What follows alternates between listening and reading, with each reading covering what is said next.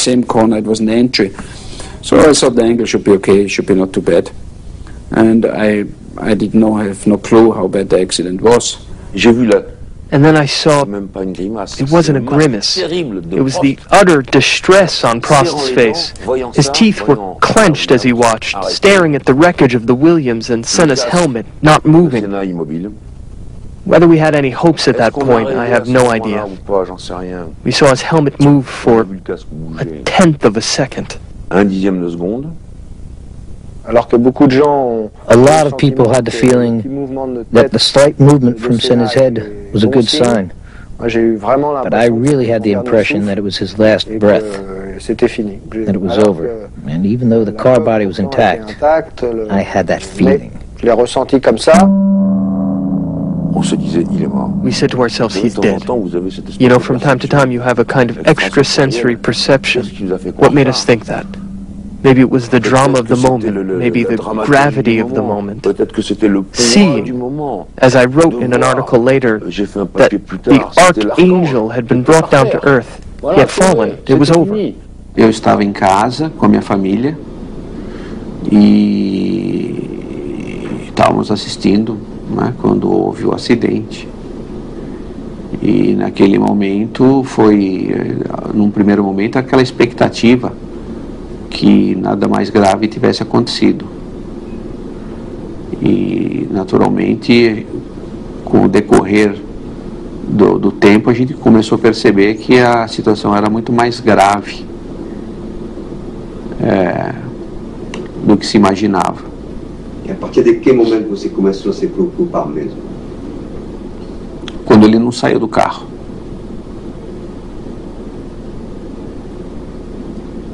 E o momento seguinte, do atendimento dele na pista. Você pressentiu que poderia ter acontecido pior? Achei que podia ter acontecido pior. Immediately, a medical car stationed close to the Tamburello wall intervenes. On board is Giuseppe Pezzi, the emergency services doctor.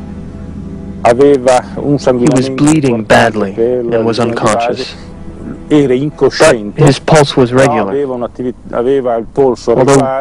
we could see that the situation was critical. It was impossible to say that he was dead?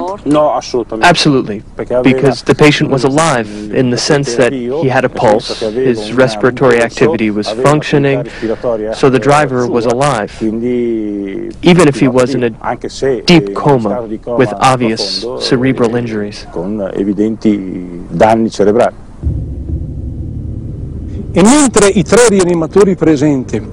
As three medics tried desperately to resuscitate him, I radioed the race directors and sent the message.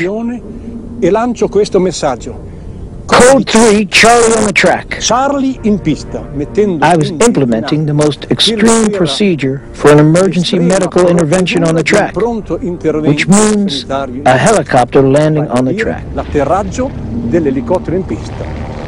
It is an exceptional decision. It is 14:35 when Ayrton Senna is transported to the Maggiore Hospital in Bologna. We couldn't hear the engines anymore. We couldn't hear the noise, not even the spectators. It was very oppressive. And above all, at that moment, we remembered the accident the day before and the Barrichellos 2 days previously. And we said, oh no, not Senna. It's awful to say that, but it's true. Not him.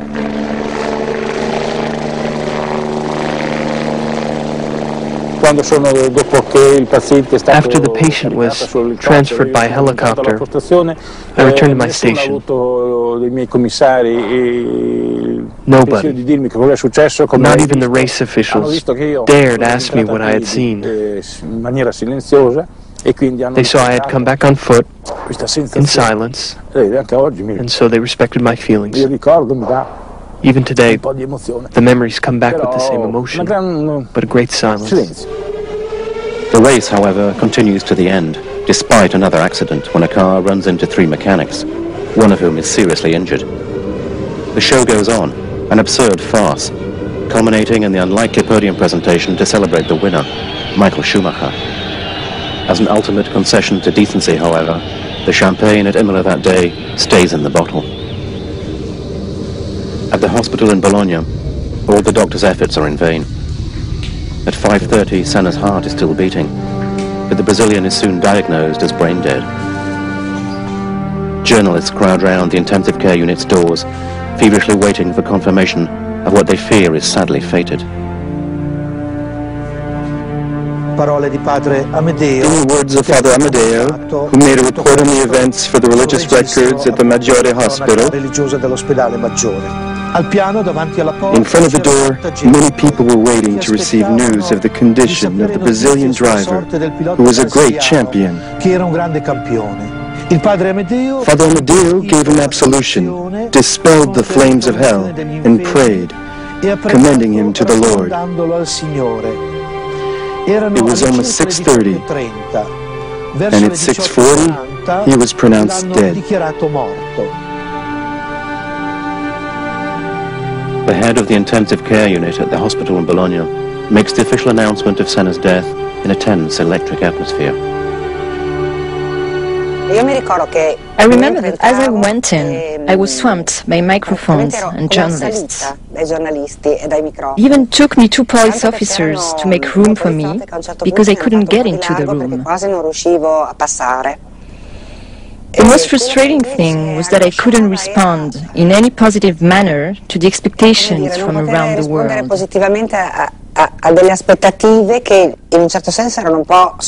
particularly for having been powerless, because there was nothing left to do to snatch this young man from his death. Perché nulla c'era da fare di più per strappare in qualche modo alla morte una persona giovane. In addition, there was an aspect of heroism. I always say he was a hero. He had one dimension as a driver, of course, but also as a man, and I think he was really a very rare human being. Então, era uma pessoa assim, na cabeça da gente, imortal. Quer dizer, ele não morre, não tem como morrer. Eu fiquei em frangalhos, porque era o cidadão perdendo um brasileiro de escola. Era a perda de praticamente um filho, que a gente acariciou ali, tão frágil, tão fraco, se fazendo tão forte, tão poderoso. E era um profissional, com 40 anos de trabalho, ver toda a sua obra quebrada, perdida, destruída, num instante, num flash, num nada, acabou-se tudo. É muito forte, muito difícil, foi muito terrível.